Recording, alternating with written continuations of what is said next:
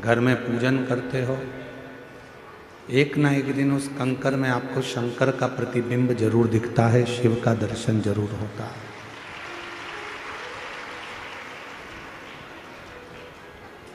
जैसे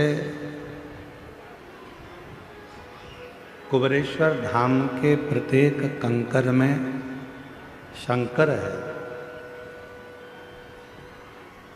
कुबेरेश्वर धाम के प्रत्येक कंकर में जैसे शंकर है, वैसे ही संसार में जन्म लेने वाला प्रत्येक मानव, जलचर, थलचर, वायुचर, जीव जंतु, पशु पक्षी, मनुष्य, इन सब में परमात्मा समाया हुआ है।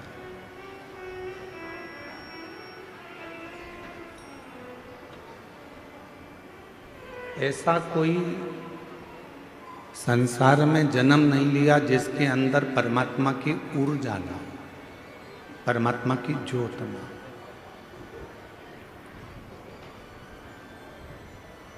आप में से कितने लोग हैं जिनने कभी 12 ज्योतिर्लिंग में से किसी ज्योतिर्लिंग में जाकर भगवान का दर्शन किया? हाथ उठाओ जरा। किसी भी एक ज्योतिर्लिंग में करे हैं सबने? रखो हाथ नीचे। नमन, आपको प्रणाम।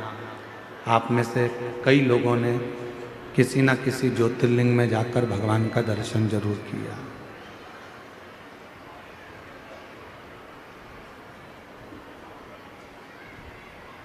क्यों जाते हैं हम भगवान शंकर के ज्योतिर्लिंग के दर्शन करने के लिए? क्यों जाते हैं हम भगवान की अविरल भक्ति का वो प्राचीन भूमि ज्योतिर्लिंग का दर्शन करने के लिए? क्यों जाते हैं? उसका कारण केवल एक होता है। लिंग पुराण में वर्णन आता है कि जब हम किसी ज्योतिर्लिंग का, स्वयंभू लिंग का दर्शन करते हैं, कोई प्राचीन शिवालय में भगवान शंकर का जब हम दर्शन करने के लिए जाते हैं, तो उस ज्योतिर्लिंग में जितनी जितनी ऊर्जा होती है, उस ज्योतिर्लिंग में जितनी जितनी ऊर्जा, ज्योत, शक्ति उस शिवलिंग में होती है। जब आप भगवान देवाधिदेव महादेव का दर्शन करते हो तो दर्शन करते से ही उस शिवलिंग की ज्योति तुम्हारे नेत्रों के माध्यम से तुम्हारे हृदय में प्रवेश कर जाती है और तुम्हारे अंदर बल उत्पन्न कर देती है, एक शक्ति उत्पन्न करती है।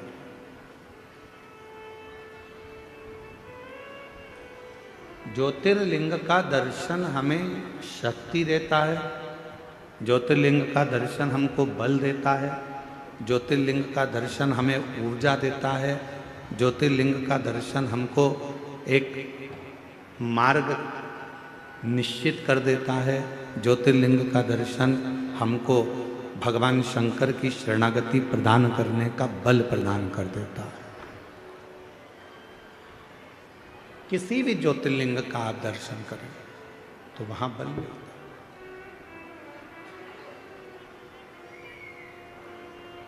आप में से कितने लोग हैं जो अपने घर में भगवान का जो स्थान है, तुम्हारे घर में जो भी भगवान विराजमान है छोटे से मंदिर में, उस मंदिर में रोज कितने लोग दिया लगाते हैं? हाथ उठाओ जरा। सब लगाते हो दीपक? रखो।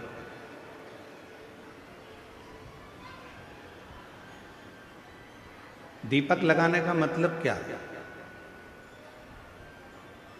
क्यों हम भगवान के मंदिर में दीप प्रज्वलित करते हैं? क्यों हम भगवान के मंदिर में दीप लगाते हैं? उसका कारण केवल एक होता है कि तेरी ज्योति और मुझ में जो तूने ज्योति दी है, वो दोनों ज्योति का मिलन तेरे सम्मुख में हो जाए।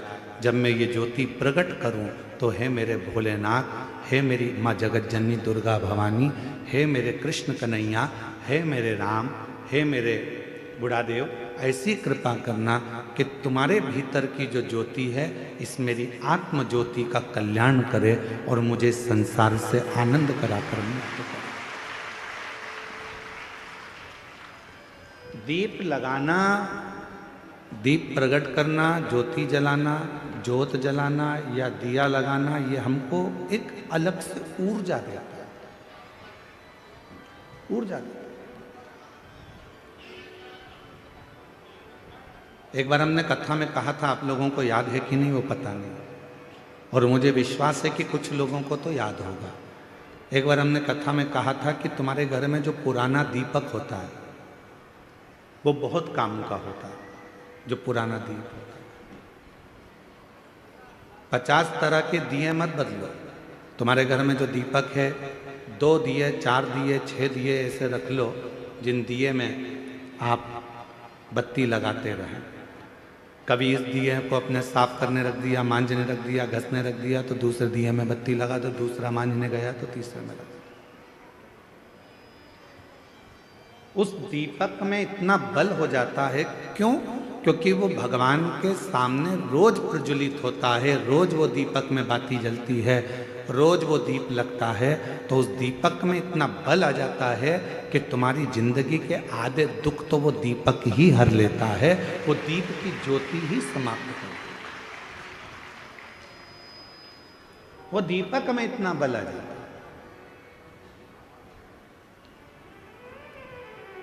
हमने कई बार अपनी कथाओं में भी कहा, कोई दीपक अगर भगवान को आप रोज लगा रहे हो, रोज लगा रहे हो, रोज लगा रहे हो, तुम्हारे घर में कोई बहुत बीमार भी व्यक्ति है और दीपक आप उसको मांजने में लेकर जा रहे हो, तो उसको एक अच्छे पानी में थोड़ा सा डाल दो, उसका पानी अलग रख लो, फिर भले आप दीपक को मांजो, मना नहीं है, साफ करो, मना नहीं है।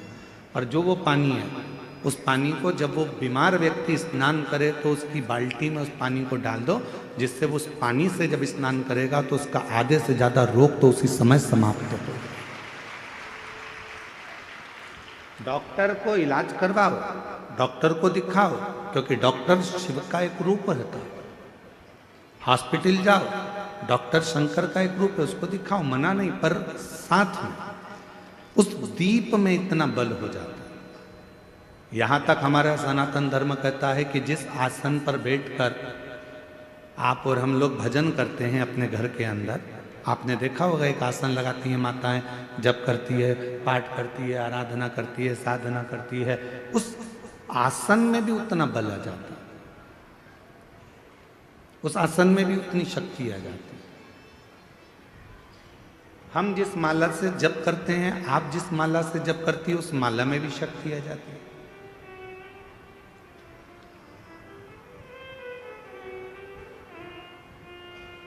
गले में जो आप एक कंठी माला पहनकर रखते हो रुद्राक्ष की, अपने गले के अंदर हमेशा, जैसे हम लोग भी अपने गले के अंदर एक हमेशा एक कंठी अंदर धारण कर कर रखते हैं, हमेशा, रात दिन सुबह शाम हर पल वो रुद्राक्ष हमारे साथ में रहता है।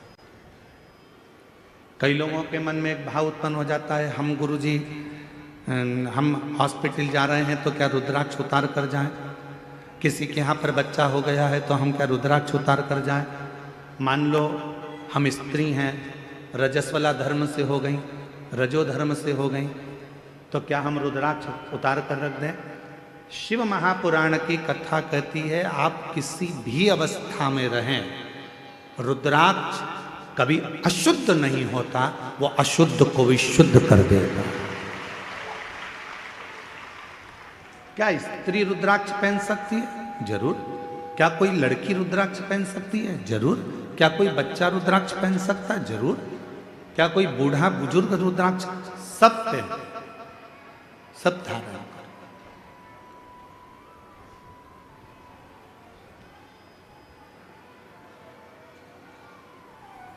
रुद्राक्ष में वो बल उत्पन्न हो जाता है। लोग सोचते हैं कि हम अशुद्ध हैं, हम हॉस्पिटल चले गए हैं, हम उस बच्चे को देखने चले गए हैं, हम अशुद्ध हो गए।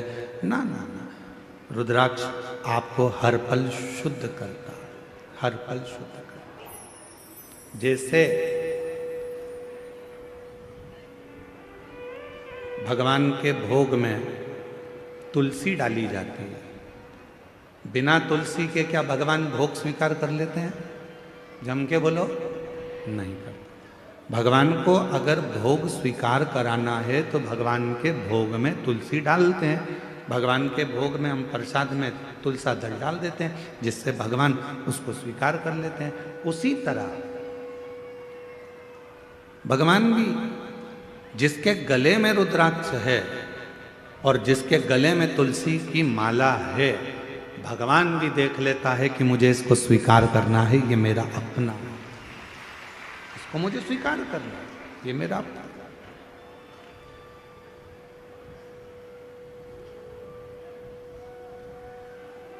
मेरी जीजियों, मेरे जीजाओं, मेरी बेटियों, बेटाओं, मेरी माताओं, मेरे बुजुर्ग माता पिता तुल्य आप सब विराजमान हो। मैं निवेदन करूं आप सबसे, भव सागर बहुत गहरा है, संसार सागर बहुत गहरा है। इस पूरे संसार सागर में आज के समय में किसी को समझना बहुत कठिन। कुत्ते को देखकर समझ जाओगे कि कुत्ता काटने वाला है, बोलो सही है कि गलत है? सांप को देखकर समझ जाओगे कि सांप डसने वाला है, शेर को देखकर समझ जाओगे कि शेर आक्रमण करने वाला है, चीते को देखकर समझ जाओगे कि ये चीता आया है, ये हमें खा जाएगा, हाथी को देखकर समझ जाओगे कि हाथी के पांव बड़े हैं, ये हमें दबा देगा, बिच्छू को देखकर समझ जाओगे कि ये डंक मार देगा। पर इंसान को कैसे पहचानोगे कि ये अपन को कब निपटा देगा? बिच्छू को पहचानना सरल है, सांप को पहचानना सरल है, शेर को पहचानना सरल है, कुत्ता को पहचानना सरल है, पर इस कलिकाल में, इस संसार सागर में, आज के समय में मनुष्य को पहचानना बहुत कठिन, बहुत कठिन। और देखो, कुत्ता को रोज अगर अपन रोटी देंगे ना तो कुत्ता भी दो महिला के पास में बैठ जाएगा, काटेगा नहीं। रोज रोज रोटी दो कुत्ता को तो वो कुत्ता भी नहीं काटता। लोग कह देंगे वो काट खाएगा, नहीं नहीं वो अपना पालतू है, वो नहीं काटेगा, वो नहीं काटेगा, पालतू है। कुत्ता को रोज रोटी देंगे तो वो कुत्ता काटता नहीं है। पर आज का संसार ऐसा हो गया कि पूरी जिंदगी आपने किसी को दे दी, पूरा धन आपने किसी को दे दिया, पूरी प्रॉपर्टी आपने किसी को दे दी, उसके बाद भी लोग काटने को तैयार बैठे हैं, आपको नुकसान पहुंचाने को तैयार।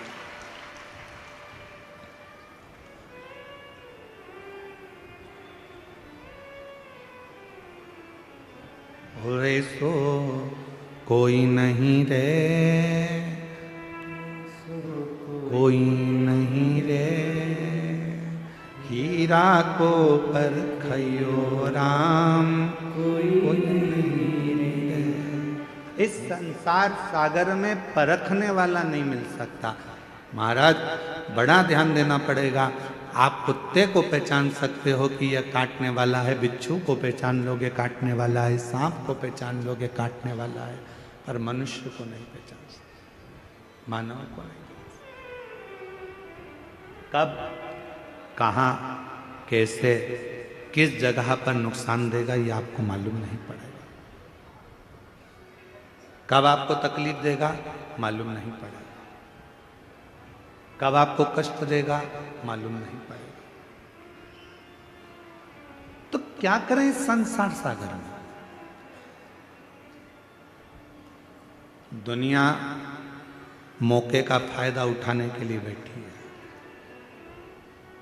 मेरी जीजियों, आप सब मोबाइल चलाते हो, जितने बैठे हो ना सब मोबाइल चलाते हो।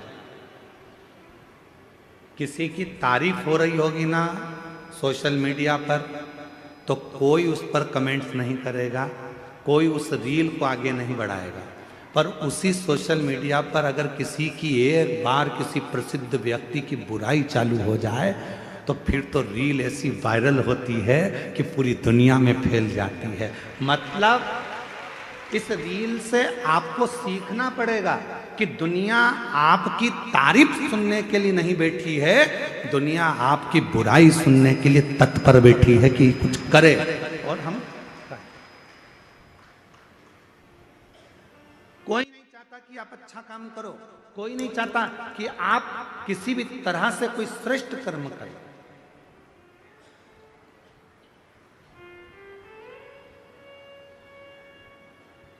गौ माता के जो रक्षक हैं, गौ माता की जो सेवा में लगे रहते हैं, राष्ट्र की जो सेवा में लगे रहते हैं, सनातन धर्म को आगे बढ़ाने में लगे रहते हैं, सनातन धर्म को मजबूत करने में लगे रहते हैं, दुनिया के लोग उसी की बुराई में लगे रहते हैं। जितेंद्र जी, दुनिया की रीति है, आप तो इस क्षेत्र में रहते हैं तो आपको ज़्यादा मालूम होगा कि जो सनातन को आगे बढ़ा रहा है, जो धर्मांतरण को रोक रहा है या किसी भी तरह से वो गौ माता की सेवा कर रहा है, तो दुनिया के लोग उसी के पीछे पकड़कर उसी की टांग खींचकर उसी को नीचे गिराने में लगे रहते हैं। ये रीत है। आप देखना जितेंद्र जी, हम तो कथा करके चले जाते हैं पर लोगों के स्मरण में वो चीज रहती है, बैठे वो स्मरण में। कोई अच्छी रील तुम्हारे सामने आएगी मोबाइल पर, किसी की तारीफ आ गई, उसने इतना अच्छा काम किया, कोई उस रील को आगे नहीं बढ़ाएगा। पर किसी बहुत प्रसिद्ध व्यक्ति की अगर कोई ने एक बार निंदा लिख दी, बुराई लिख दी, तो लोगों ने उस रील को वायरल करना प्रारंभ कर दिया। काकी जी देखो उनके बारे में क्या बोल रहे हैं, चाचा जी देखो वो महाराज के बारे में क्या बोला गया, काका जी देखो उनके बारे में क्या बोला गया। वो रील ऐसे वायरल होती है, ऐसे वायरल होती है। क्यों? क्योंकि दुनिया बैठी केवल तुम्हारी बुराई सुनने के लिए है, दुनिया बैठी केवल तुम में बुरा देखने के लिए है। पर शिव पुराण की कथा कहती है कि दुनिया के लोग कुछ भी कहें, शंकर भगवान को लोग शब्दों पर शब्द कहते रहे थे। ध्यान देना, भगवान देवताओं ने भी शिव जी को नहीं छोड़ा, खुद के ससुर ने भी शंकर भगवान को नहीं छोड़ा, दक्ष प्रजापति ने भी शंकर भगवान को अपशब्द पर अपशब्द कहे। साड़ू भाई था कामदेव, उसने भी नहीं छोड़ा। सती की बहन थी रति कामदेव की पत्नी, उनने भी कहने में नहीं छोड़ा। जितने भी रिश्तेदार थे, जितने भी कुटुंबी थे, जितने भी लोग थे, सबने शंकर भगवान को अपशब्द किया। उसके बाद भी शिवजी ने किसी का बुरा नहीं करा और देवताओं के हित के लिए विष पी गए और नीलकंठधारी बन गए। किसी के लिए मेरे भोले बाबा ने, किसी के लिए मेरे शंकर भगवान ने एक शब्द भी नहीं कहा, क्योंकि शिव जी को मालूम था कि बोलकर बुरा होने से अच्छा है कि जो विष है ये देवता पिएंगे, संसार के लोग इसको ले लेंगे और बर्बाद हो जाएंगे। इस विष को मैं पी लेता हूँ और भगवान नीलकंठधारी हो गए। देवता केवल देवता रह गए और मेरे शंकर भगवान विष पीकर, देवता अमृत पीकर देवता रह गए, पर मेरे शंकर भगवान विष पीकर देवों के भी देव महादेव, देवों के भी देव महादेव। इसीलिए उनको बड़ा देव कहते हैं, इसलिए उनको बूढ़ा देव कहते हैं, इसलिए उनको घर का बुजुर्ग देव कहते हैं। अर्थात बूढ़ा देव का मतलब क्या होता है कि जो सारे संसार का सबसे वृद्ध हो, जो सारे संसार का पूजनीय हो, जो सारे संसार जिसको पूजता हो, दुनिया का हर व्यक्ति जिसकी आराधना करता हो, वो देव अधिदेव महादेव बूढ़ा देव के रूप में पूजाते हैं। वो देव अधिदेव महादेव बूढ़ा देव के रूप में पूजाते हैं।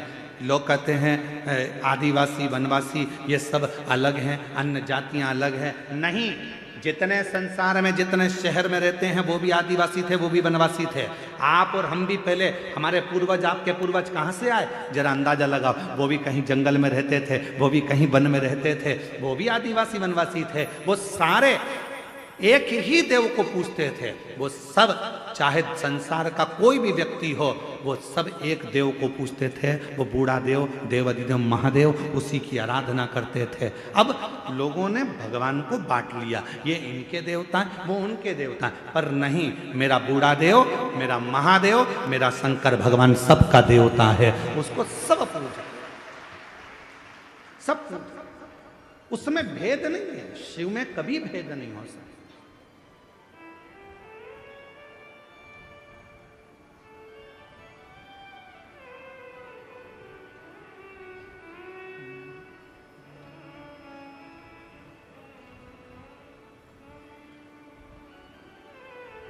महाराज, आप जिस भाव में उसको भजेंगे वो भाव में मिल जाएगा। दुनिया की रीत है आपसे लाभ ले लेना और आपको धक्का मार दे, आपको धक्का दे। पर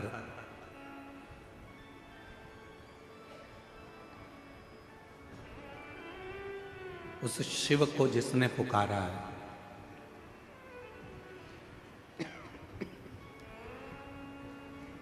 बाबा देवाधिदेव महादेव को जिसने पुकारा है, वो शिव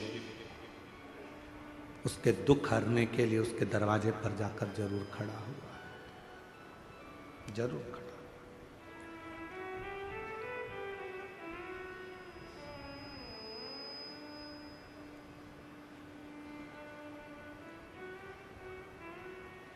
एक जगह पर हम कथा करने के लिए गए, जैसे यहाँ आए थे कच्चे गांव, तो कच्चे गांव में भी हम पहुँचे जब, तो वहाँ उनके जजमान जी जायसवाल जी के यहाँ खूब ढोल बज रहे थे, खूब ढोल। कच्चे गांव आने से पहले एक जगह पर मंदिर में कहीं पास का कोई गांव था, वहाँ रोक लिए थे।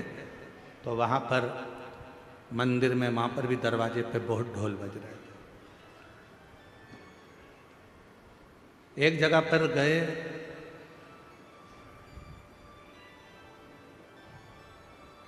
वहाँ पर भी ढोल बज रहा था और एक बकरी का बच्चा उस ढोल को सुन रहा था।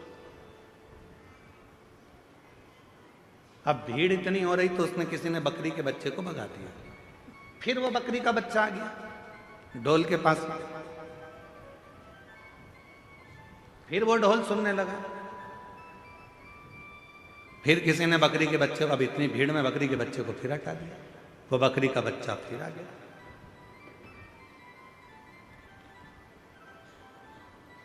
इतने में ढोल वाले ने उसको थोड़ा सा डंडे से, वो जो ढोल बजाने वाला डंडा होता है, उससे ऐसा करा, बकरी का बच्चा उधर गया। फिर हम बहुत देर से देख रहे थे, ये लोग नाच रहे हैं और हम गाड़ी में से हम देख रहे हैं कि ये ढोल वाला उस बकरी के बच्चे को हटा रहा है। अब की बार उसने कहा हटता भी नहीं है, और बकरी का बच्चा फिर आया। हमने इशारा कर कर ढोल वाले को बुलाया, हमने कहा इधर आ। कहा गुरुजी क्या बात है? हमने कहा तू इस बकरी के बच्चे को क्यों भगा रहा है? समझ में नहीं आता, ना तो इसको संगीत आता है, ना इसको ढोल बजाना आता है, और ना ये ढोल जानता है कि बच क्या रहा है। फिर आखिर ये ढोल के पास में बकरी का बच्चा क्यों आ रहा है? हमने कहा ढोल वाले से, भैया वो बकरी का बच्चा ढोल के पास में इसलिए आ रहा है कि उस ढोल में से उस बकरी के बच्चे को अपनी माँ के शब्द सुनाई दे रहे हैं, उसकी माँ के शब्द। ना जाने किस बकरी के चमड़े से वो ढोल बना होगा, और जब वो पिट रहा होगा तो उस बकरी के बच्चे को अपनी माँ के शब्द याद आ रहे हैं, माँ के शब्द। इसलिए वो बकरी का बच्चा ढोल के पास में आ रहा है, ढोल। तो फिर उसको तो कहीं इधर उधर हो जाना चाहिए। फिर वो ढोल के पास के, वो बता रहा है तुमको कि ये जो ढोल बजा रहे हो ये संसार को नचाने के लिए नहीं है, ये जो ढोल बजा रहे हो ये ढोल तो उस परमात्मा को पाने के लिए है। उसका भजन करो, स्मरण करो, कीर्तन करो, उसकी भक्ति में रहो।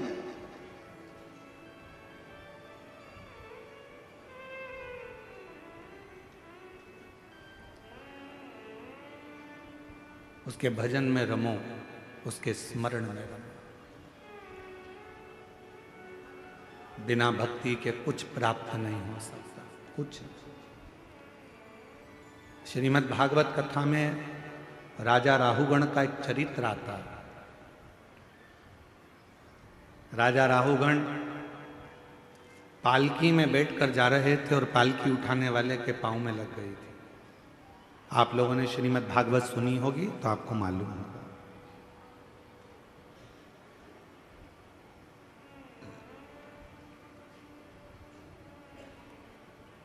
अब इस कच्चे गांव का तो हम नहीं कह सकते, क्योंकि यहाँ पर हमें बताया है कि इतनी बड़े बड़े आयोजन नहीं होते हैं। कच्चे गांव के इतिहास की ये पहली कथा है जिसमें इतनी लाखों की भीड़ एक साथ एकत्रित हुई है।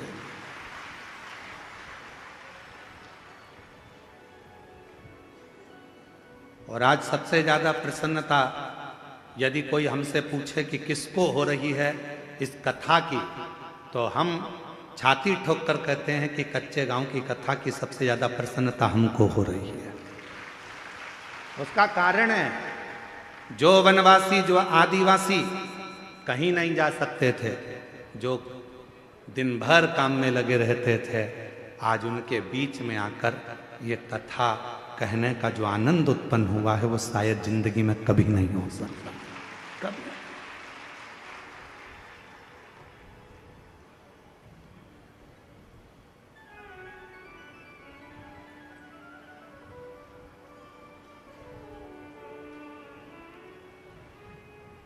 जरूरी नहीं है कि बहुत बड़ा मंच होगा तो कथा होगी। आज आप लोगों के बीच में कहकर जा रहे हैं, जितने वनवासी आदिवासी बैठे हैं उन लोगों से निवेदन कर कर जा रहे हैं, कभी तुमको लगे कि हमारे इस क्षेत्र में कथा होना है, आप हमको याद करना। कोई रुपये की बात नहीं, कोई पैसे की बात नहीं। आप मंच नहीं बनाओ तो किसी पेड़ के नीचे पत्थर रख देना, उस पत्थर पर बैठकर शिव महापुराण की कथा हम आदिवासी और वनवासियों को सुना कर जाएंगे।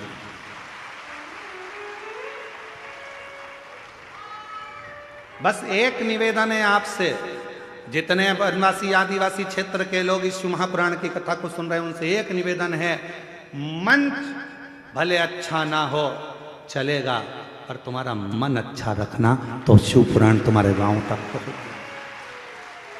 मंच से नहीं, मन से शिव पुराण पहुंचती।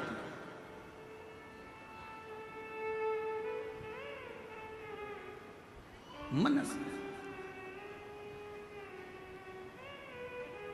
और तुम तो आटा भी मत देना, चावल भी मत देना, दाल भी मत देना, हम सब सीओर से बांध के लेकर आएंगे, खुद बनाएंगे, खुद खाएंगे और आपको कथा सुना कर लाएंगे।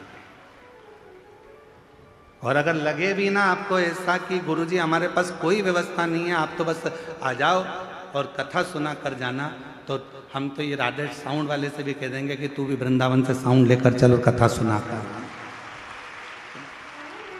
बस इतना याद रखना, आपसे एक ही वचन लूंगा उस कथा में, जहां भी कथा करने जाऊंगा, आदिवासी वनवासी क्षेत्र में कोई भी कथा कराए, हमें सूचना दो। किसी के आडंबर में मत पड़ना, किसी के कहने में मत आना, सूचना स्वयं हमको देना। पर एक वचन वहां लूंगा कि उस क्षेत्र में जिस क्षेत्र में कथा करेंगे, उस क्षेत्र का एक भी हिंदू किसी दूसरे धर्म में नहीं जाएगा तो कथा करेंगे।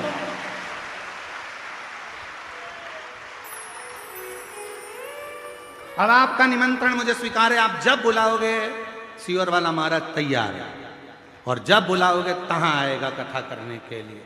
और तुमको लगता है कि ये टेंट का खर्चा बहुत लगता है, गुरुजी कहाँ से इतना पैसा लाएंगे, तो अपन शाम की कथा कर देंगे, टेंट की जरूरत नहीं पड़ेगी, खुले में बैठ जाओ, खुले में बैठो, खूब सुनो कथा और दिल से। और कई बाबा के भक्त ऐसे हैं कि जो आएंगे सुनने वाले, उनकी व्यवस्था वो भोजन की तो कर ही देंगे, तुम टेंशन वेंशन मत लेना। तुम तो बस जो तुम्हारा गांव वाले सब तैयार हो जाएं कि अपने गांव में से कोई भी नहीं बदलेगा रे, तो चलो सब सीओर वाला महाराज के पास, सील ठप्पे के साथ सिग्नेचर करके दे दो कि हमारा जितना गांव है, हम 68 गांव का लोग है, 2000 गांव का लोग है, 2000 हमारे घर हैं, एक भी किसी दूसरे धर्म में नहीं जाएगा। जब हम लिख के दे रहे हैं, आओ कथा करने, और हम कथा करने पहुंच जाए। पहुंचो, शिव को भजो, शंकर। ये दुनिया केवल तुम्हारा फायदा लेना चाहती है, केवल तुम्हारा फायदा। तुमसे जितना लाभ लेना होगा उतना लेंगे, बाद में तुम्हें धक्का मार देंगे। ये दुनिया की रीति है। समझ जाओ, समझदार हो जाओ सब। ये मत सोचो कि अब ये संसार के लोग मीठा मीठा बोल के अपना, ना ना ना, संसार में बड़ी विचित्र बात है, लोग कुछ का कुछ बताते हैं और कुछ का कुछ करते हैं। इसलिए याद रखना, अच्छा मंच नहीं होगा चलेगा, अच्छा पंडाल नहीं होगा चलेगा, अच्छी मंच नहीं होगा चलेगा, पर अच्छा मन रखना। शिव महापुराण की कथा तुम्हारे गांव तक जरूर पहुंचे, शिव कथा जरूर। अभी ये कथा कल विराम हो जाएगी, सवेरे 8 बजे से 11 बजे तक यहाँ हो जाएगी, टीवी पर 1 बजे से 4 बजे तक आ जाएगी। 7 तारीख से कथा दंतेवाड़ा क्षेत्र में हो रही है। आज एक दंतेवाड़ा क्षेत्र से एक लेटर सीओर भेजा, हम प्रयास करेंगे उस पत्र की भी कॉपी आपको। उस पत्र में एक वनवासी महिला ने उस पत्र को लिखा और व्हाट्सएप पे डाला सीहोर के ऑफिस में कि हमारे दंतेवाड़ा क्षेत्र में पहली बार कोई महाराज इतनी विशाल कथा करने के लिए आ रहा है। पूरा क्षेत्र उत्साहित है, पूरा क्षेत्र उत्साहित। वो उत्साह में हम एक भाई का नाम आया तो पीएसओ के पास है, इसलिए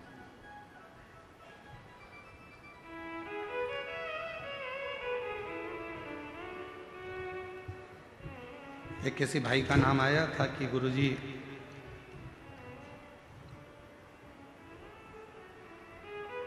श्री देवेन टेकाम जी भानु प्रतापपुर से हैं, वो हमेशा सनातन को जोड़ने का और धर्मांतरण को रोकने का प्रयास करते रहते हैं। उनके लिए एक बार जोरदार ताली बजाकर साथ होगा।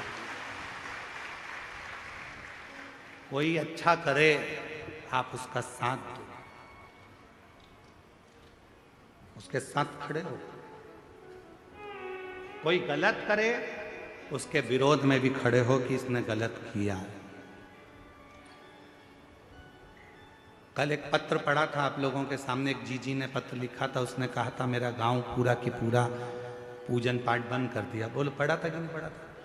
हम कमरे में जाकर, कक्ष में जाकर हमने भगवान के चरणों को प्रणाम कर कर किया कि आज तूने मेरा मानव का देह सिद्ध कर दिया कि किसी गांव में से देवी देवता की पूजन बंद हो गई थी, आज शिव पुराण के माध्यम से कम उस गांव में फिर चालू हो गई। एक लोटा जल चढ़ना प्रारंभ हो गया, गांव का प्रत्येक व्यक्ति शिव के मंदिर जाना चालू कर दिया। हमारा लक्ष्य ये नहीं है कि हम आपको अपने आप से जोड़ें, हमारा लक्ष्य इस व्यासपीठ का केवल एक है कि आप शंकर भगवान से जुड़ जाओ, आप शिव जी से जुड़ जाओ। जितने वनवासी आदिवासी हम उनसे ये भी नहीं कहेंगे कि तुम कहीं इधर उधर जाओ, आप तो अपने बूढ़ा देव से जुड़ जाओ, आप अपने बूढ़ा महादेव से जुड़ जाओ, कहीं मत जाओ। आप अपने बूढ़ा देव की आराधना करो। आप बूढ़ा देव वो शंकर का प्रतिबिंब है, वो शिव का प्रतिबिंब है, शंकर का स्वरूप है। आपको कहीं जाने की जरूरत नहीं है। क्यों हम इधर उधर जाएं? हमारा बूढ़ा देव सबसे प्रबल देव है, हमारा बूढ़ा देव, हमारा महादेव सबसे प्रबल है। हम जो भी दुख आएगा अपने बूढ़ा देव महादेव से कहेंगे तो दुख मिट जाएगा। हम क्यों आडंबर में पड़े?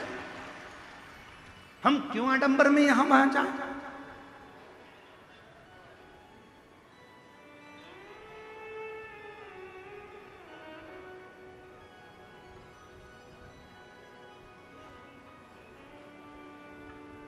शिव की कथा आपको आडंबर से दूर कर देती है। शंकर भगवान की कथा आपको दिखावे से, पाखंड से दूर कर देती है, दिखावे से दूर कर देती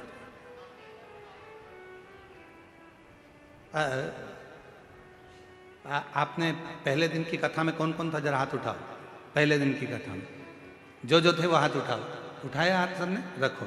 पहले दिन की कथा में एक बहन वहां से बहुत तेज चिल्लाई थी ना, चीखी थी ना। उसके बाद में कोई नहीं चिल्लाया ना। सबको मालूम है महाराज झेलता ही नहीं। सबको मालूम है कि शंकर की कथा है, जो भूतों का देव है, स्वयं देव अधिदेव महादेव कालों को हरने वाला है। उसकी कथा में कोई नहीं आ सकता। उसकी कथा में तो स्वयं शिव ही। उसकी कथा में केवल शंकर आता है। शंकर की कथा को शंकर ही सुनते हैं। ये शिव महापुराण के महत्तम में लिखा है। चंचुला देवी ने तुमरुका जी से कहा कि मेरे पति की प्रेत योनि से मुक्ति के लिए कथा करवाना है। तो तुमरुका जी ने पूछा कि कथा का यजमान कौन है? तो चंचुला देवी बोली मैं। तो कह दिया संसार का मनुष्य इस कथा का यजमान नहीं बन सकता। शिव महापुराण की कथा का यजमान मनुष्य नहीं बन सकता। श्रीमद् भागवत होती तो राजा परीक्षित थे, रामचरितमानस होती तो काशी के नरेश थे, विष्णु पुराण होती तो अन्य राजा थे, पर शिव पुराण का यजमान कभी भी संसार का मनुष्य नहीं बन सकता। भगवान तुमरुका जी ने कहा अगर शिव महापुराण की कथा सुनना है तो उसका तो केवल एक ही यजमान हो सकता है, वो शंकर और पार्वती हैं। तब शिव पार्वती कथा के यजमान। 7 दिन तक जब तक यजमान शिव महापुराण की कथा करवाते हैं, 7 दिन तक यजमान शंकर की कथा को सुनते हैं, 7 दिन तक यजमान पार्थिव लिंग का पूजन करते हैं, 7 दिन तक यजमान अपने घर में भगवान शिव की आराधना करते हैं, 7 दिन तक यजमान शिव महापुराण की कथा को करवाते हैं। वो यजमान केवल यजमान नहीं रहते, वो 7 दिन तक शंकर और पार्वती का एक स्वरूप बन जाते हैं, ईश्वर और गोरा बन जाते हैं, शिव और शक्ति बन जाते हैं, जो कथा के रस तत्व को ग्रहण कर रहे हैं। जायसवाल जी से आप पूछना, हम चले जाएं उसके बाद में भी पूछ लेना। क्यों जायसवाल जी, वो भंडारे में भोजन चल रहा था, आप उसमें 24 घंटे खड़े रहे क्या? तो जायसवाल जी बोलेंगे नहीं। बोलो जायसवाल जी, 2 लाख लोग भंडारे में अभी तक भोजन कर चुके हैं। जायसवाल जी, आज सूचना मिली मेरे को, 2 लाख लोग भंडारे में भोजन कर चुके हैं आज तक। अब 2 लाख लोग भोजन करें तो क्या 24 घंटे जायसवाल जी वहां थे? इस पंडाल में क्या 24 घंटे जायसवाल जी थे? इस पंडाल में लोगों को संभालने के लिए 24 घंटे जायसवाल जी थे? नहीं, जायसवाल जी तो यजमान शंकर का स्वरूप बनकर, कथा के यजमान बनकर बैठ गए शिव कृपा से। अब संभालना किसको है? जिसकी कथा है, जो करवा रहा है और जो कथा सुन रहा है। कथा बाँचने वाला भी शिव, कथा सुनने वाला भी शिव और कथा करवाने वाला भी शिव, तो वो कथा संभालता है। आप और हम तो केवल निमित्त है, केवल निमित्त, इसमें कोई दूसरा नहीं है। और मेरा आपकी कृपा से सब करते हो भोले बाबा, मेरा नाम हो रहा है। भोले आपकी कृपा से सब कौन करा रहा है? आप जितने लोग कथा श्रवण करने के लिए बैठे हो, विचार कर लेना, आप कथा नहीं सुन रहे हो, आप अपने घर से चलकर नहीं आए हो, वो तो शंकर भगवान आपके दिल में आकर बैठ गए। इसलिए आप ट्रेन में और बस में बैठकर, गाड़ी में बैठकर यहां तक आ गए और कथा श्रवण करने के लिए बैठ गए। शिव बैठ। एक पत्र है, उस पत्र में एक भाई लिख रहे हैं कि मैं आपको नहीं मानता था, मैं मंदिर नहीं जाता था। पत्र में लिखा, देखो,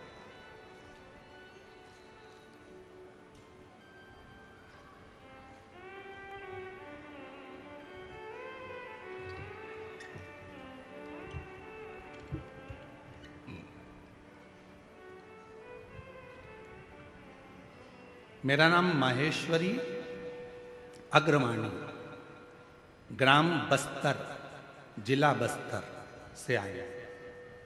कहीं बैठी हो, हाथ हिला सकती हैं। मेरा नाम माहेश्वरी अग्रवाणी, ग्राम बस्तर, जिला बस्तर से हैं। कहीं बैठी हो तो हाथ हिला सकती हैं, और अगर कहीं बैठी हो तो एक बेलपत्र लेने के लिए आ सकती हैं।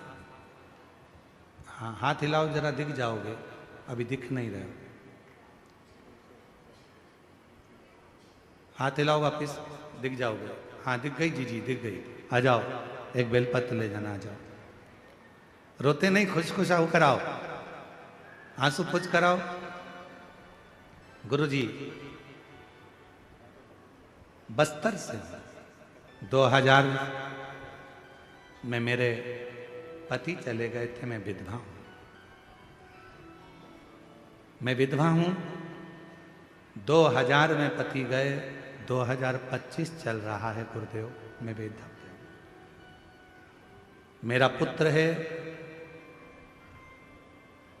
3 साल का था जब मेरे पति का स्वर्गवास हुआ। तब से मैंने अपने जीवन में बहुत संघर्ष किया। गुरुजी, जीवन ऐसे ही कटता चले गया, पर आपकी कथा ने एक बार मोबाइल में मैंने सुन ली, तभी से मंदिर जाना चालू करा। मेरे जीवन में शिव क्या होते हैं मैंने आपकी कथा से जाना। एक लक्ष्य था मंदिर जाने का, मेरा बेटा कोई अच्छे पद पर बैठ जाए। मंदिर में साफ करती, सफाई करती, पशुपतिनाथ का व्रत करती, बेटे को भी कहती। पर बेटा कहता, माँ क्या मंदिर की सफाई करने से या मंदिर में बेलपत्र चढ़ाने से या शहद का बेलपत्र लगाने से क्या नौकरी मिल सकती है? तब मैंने अपने बेटे से कहा कि तू एक बार कानों में हेडफोन लगा, महाराज को सुन। वो कहते हैं कि मेहनत को 4 गुना कर, रात दिन एक कर, खूब पढ़ाई कर। अभी तू 15 मिनट भी अगर छोड़ देता है तो तेरे बुरे हैं। सियोर वाला महाराज कहता है कि रात दिन एक कर दे। तब मेरे बेटे ने रात दिन एक करा। आपके कहने पर मंदिर जाने लगा, जल चढ़ाने लगा। उसने मुझसे कहा, माँ मैंने सुना है कि एक बार यदि पंडाल में बैठकर कथा सुनी जाए बाबा देता है। 2024 में कुरुद में कथा चल रही थी, पंडाल में पहुंच गए। बाबा ने ऐसी कृपा कर दी गुरुदेव मेरे पुत्र के ऊपर कि 2018 से तैयारी कर रहा था, पर बाबा की कृपा से ऐसी करुणा बाबा ने करी। 2018 से छत्तीसगढ़ पीएससी का एग्जाम दे रहा था, क्लियर नहीं हो रहा था, पर बाबा ने उसके परीक्षा ऐसी कृपा करी कि 2024 में उसने कुरुद की कथा पंडाल में जाकर सुनी और बाबा की कृपा से आज मेरा बेटा आबकारी विभाग का सबसे बड़ा अधिकारी बनकर बैठ गया। मैं बाबा को यहाँ प्रणाम करने के लिए आई हूँ कि मेरे बेटे को आबकारी विभाग अधिकारी के पद पर नियुक्त कर दिया। छत्तीसगढ़ पीएससी की परीक्षा मेरे बेटे ने स्वीकार कर ली। सीजीपीएससी की परीक्षा मेरे बेटे ने स्वीकार पास। मैं बाबा को प्रणाम करने आई हूं। आज वो आबकारी विभाग का सबसे बड़ा अधिकारी बनकर बैठा। ये दुनिया की दृष्टि में लगता है। महाराज सियोर वाला महाराज तो कथा कर कर चले जाएगा, पर दुनिया के लोगों को बाद में मालूम पड़ता है कि अपने कच्चे गांव में कथा हुई। कम से कम मुझे एक दिन तो पंडाल में जाकर वहां की मिट्टी को कथा सुनकर आरती के बाद अपने हृदय से लगा लेना था, क्योंकि वो पंडाल की मिट्टी नहीं, मेरे भोले बाबा स्वयं अपना चरण रखने के लिए आते, स्वयं चरण रखने। एक विश्वास,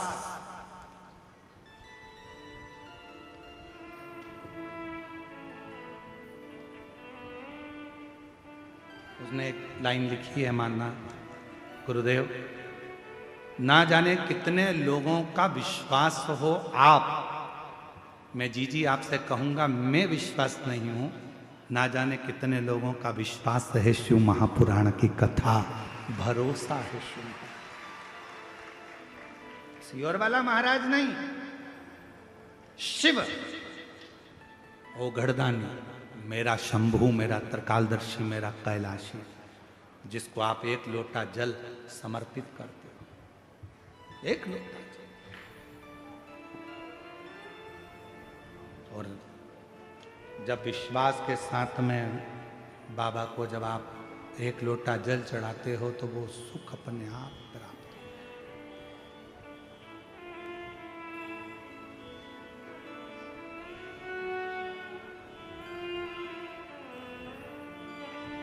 मेरा तू ही तो हमदर्द है, जिसे हर दर्द कहता हूँ। मेरा तू ही तो हमदर्द है, जिससे हर दर्द कहता हूँ।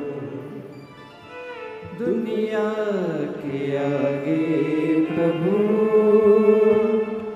चुपचाप मैं रोता हूँ। दुनिया के आगे प्रभु चुपचाप मैं रहता हूँ। मेरा तो ही तो हमदर्द है, जिसे हर दर्द कहता हूँ। मेरा तू ही तो हमदर्द है, जिसे हर दर्द कहता। माँ कह रही है, मैंने बाबा का चमत्कार जो देखा, मेरा बेटा कहता था क्या शिव जी नौकरी दे सकता है? 3 साल में 3 नौकरी दी। पहले बनाया उसको जीएसटी अधिकारी, फिर बनाया, पहले टीचर में बनाया, फिर जीएसटी अधिकारी बनाया, और अब आबकारी विभाग का सबसे बड़ा अधिकारी बनाकर बिठा दिया। मेरा तू ही तो हमदर्द है, जिसे हर दर्द कहता हूँ। मेरा तू ही तो हमदर्द है, जिसे हर दर्द कहता हूँ। उससे दिल से कहो, दिल से। आप हम पर भरोसा ना करिए, पर शिव पर भरोसा करिए। सियोर वाले महाराज का तो क्या है, शरीर है जब तक चल रहा है। ना जाने उस भोले बाबा ने ये मनुष्य का शरीर क्यों दिया, हम भी नहीं जानते। एक साधारण से परिवार में हमारा जन्म करा दिया। सीहोर जैसे जिले को, सीहोर को कोई नहीं जानता था, आज बाबा की कृपा से उसको प्रसिद्ध कर दिया। उस भोले बाबा ने क्यों जन्म दिया हमको नहीं मालूम था। क्यों?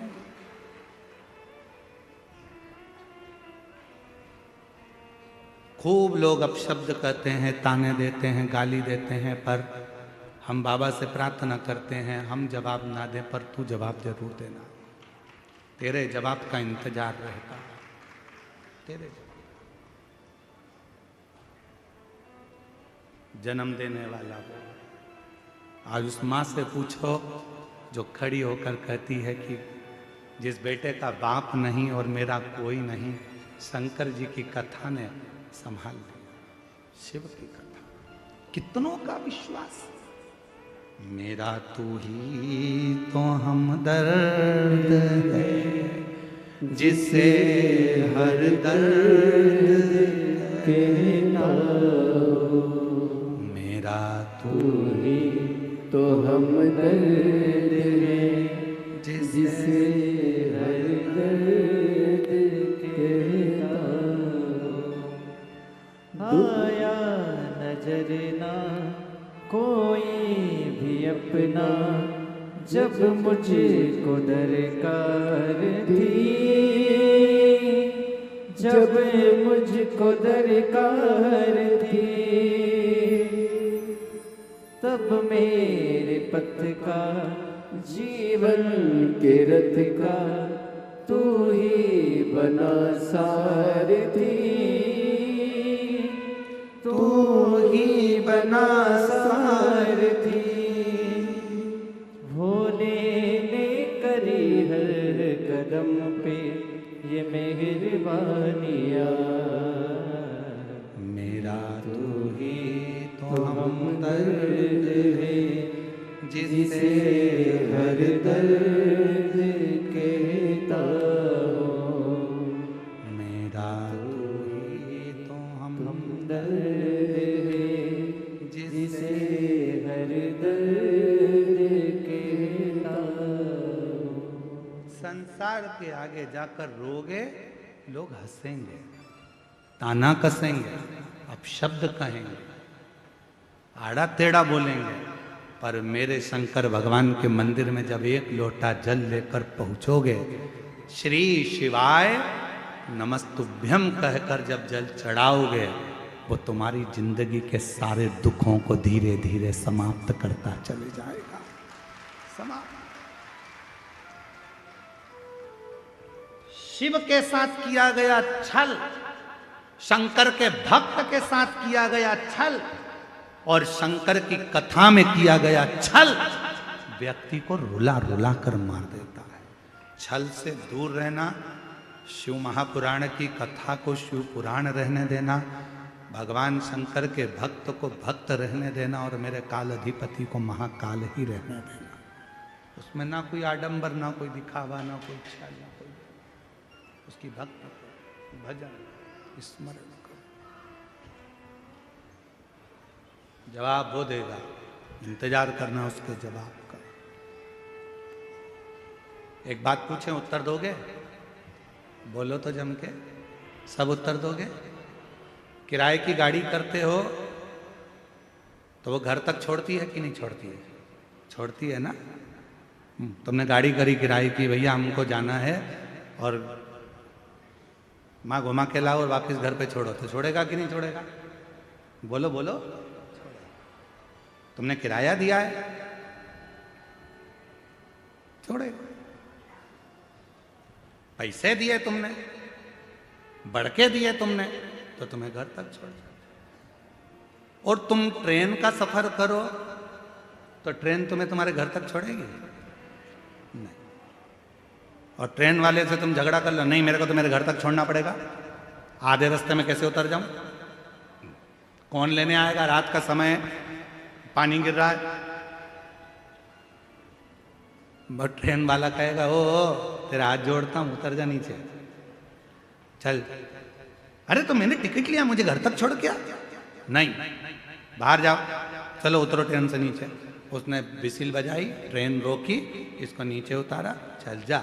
अब रात हो तो रात, पानी गिरे तो पानी, गर्मी पड़े तो गर्मी। क्या चोटा, बहुत चोर लोग हैं, हमको सब नोच लेगा भैया, हमको हमारे घर तक छोड़ो। ट्रेन वाला नहीं जाएगा।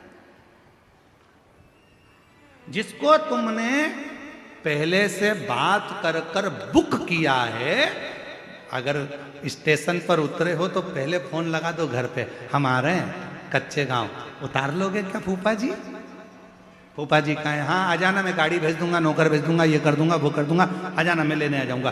तुम्हारी पहले से बात हो गई होगी तो मामा जी उतारेंगे। तुम्हारी पहले से बात हो गई तो रायपुर के स्टेशन पे गाड़ी लेके पहुंच जाएंगे। तुम्हारी पहले से बात हो गई होगी तो राजनांदगांव के स्टेशन पे कोई पहुंच जाएगा। तुम्हारी पहले से बात हो गई होगी तो भोपाल के स्टेशन पे कोई पहुंच जाएगा। और पहले से बात नहीं हुई है तो स्टेशन पे तुम उतरते से ही, भले रात हो रही हो, दिन हो रही हो, पानी गिर रहा हो, गर्मी पड़ रही हो, ठंड पड़ रही हो, उसे कोई फर्क नहीं पड़ता रेलवे वालों को। तुम तो जाओ इधर से और तुम्हें धक्का मार के निकाल देंगे और तुम इधर उधर घूमते फिरोगे, भैया कहाँ जाऊं, रात का समय, मुझे कोई छोड़ने था। तुमने पहले से बात करी क्या? मामा जी को सूचना दी क्या? काका जी को सूचना दी क्या? तो गाड़ी आ जाती। बात करके रखना पहले से तो गाड़ी लेने आएगी। और अगर बात नहीं करिए तो फिर तो घूमते रहो, यहाँ वहाँ भटकते रहो। बस उसी तरह से शिव महापुराण की कथा है। लोग कहते हैं शिव पुराण की कथा में क्यों जाना चाहिए, पंडाल में बैठ के क्यों कथा सुनना चाहिए? पंडाल में बैठने का कारण केवल इतना है, 7 दिन तक आप जब पंडाल में बैठोगे तो भगवान से बात करोगे और बात कर लोगे तो ये पक्का है कि तुम्हें लेने के लिए गाड़ी वही लेकर आएगा और आखिरी में लेकर भी वही जाएगा। बात करते हैं, मेरा तू ही तो हमदर्द है जिसे हर हम उससे बात करते हैं। कथा में बैठकर केवल कथा नहीं सुनते, हम बाबा से दिल की बात कहते हैं। भोला सब दुख काटो, हम उससे अपने हृदय की बात कहते हैं, बाबा मेरे दुखड़े काट देना। जब हम दिल से बात कहते हैं तो वो जब हमारा अंतिम समय आता है, जब हमारी दुख की घड़ी आती है, तकलीफ की घड़ी आती है, कष्ट की घड़ी आती है, तो वो गाड़ी लेकर आता है, वो नंदी लेकर आता है, वो हमारे दुख काटने आता है, वो हमारी तकलीफ मिटाने के लिए आता है, वो हमारे कष्ट को मिटाने के लिए।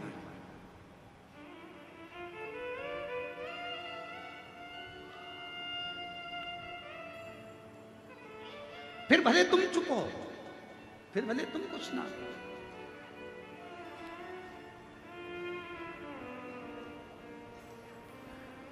दुनिया के आगे प्रभु चुपचाप दुनिया के आगे प्रभु चुपचाप मेरा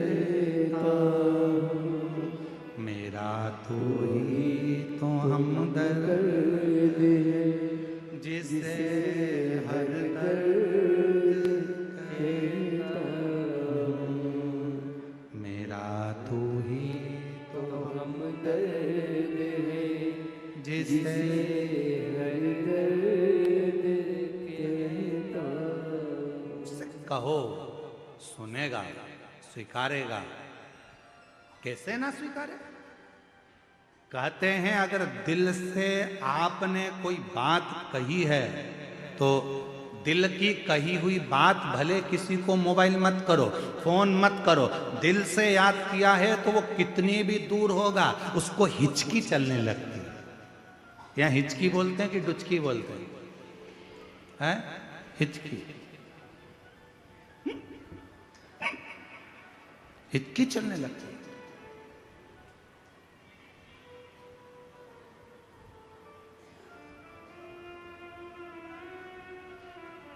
एक पति खाना खा रहा था, भोजन कर रहा था, पत्नी उसको खाना खिला रही थी और उसको एकदम हिचकी चल गई। पत्नी ने पानी ला कर दिया फिर भी हिचकी बंद नहीं।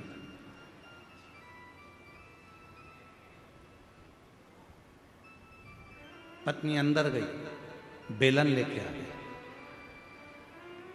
पति ने हिचकी भरते हुए, क्या हुआ? हुआ क्या?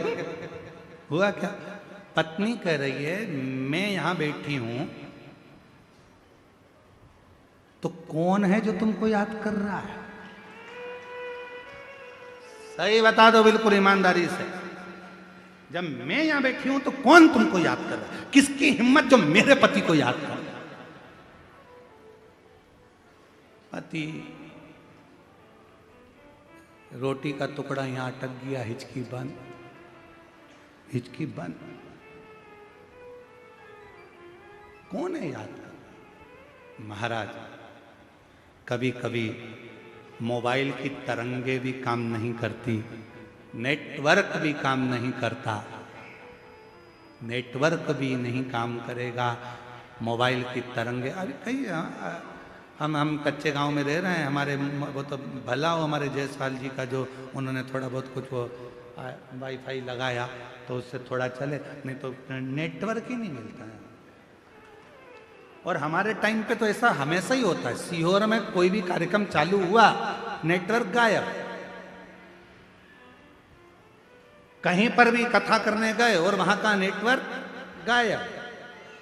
कई लोग यहाँ पर हमारे पहले के भी सुनने वाले, उनसे पूछ लो, बोले कथा में कहीं पर भी जाओ उनका नेटवर्क पहले गायब हो, क्योंकि भगवान भी चाहता है कि दुनिया वालों से नेटवर्क मत जोड़। यहाँ आया है तो अब मुझसे नेटवर्क जोड़ ले, बाकी के सब छोड़ दो। नेटवर्क गायब। एक संबंध जोड़ो, एक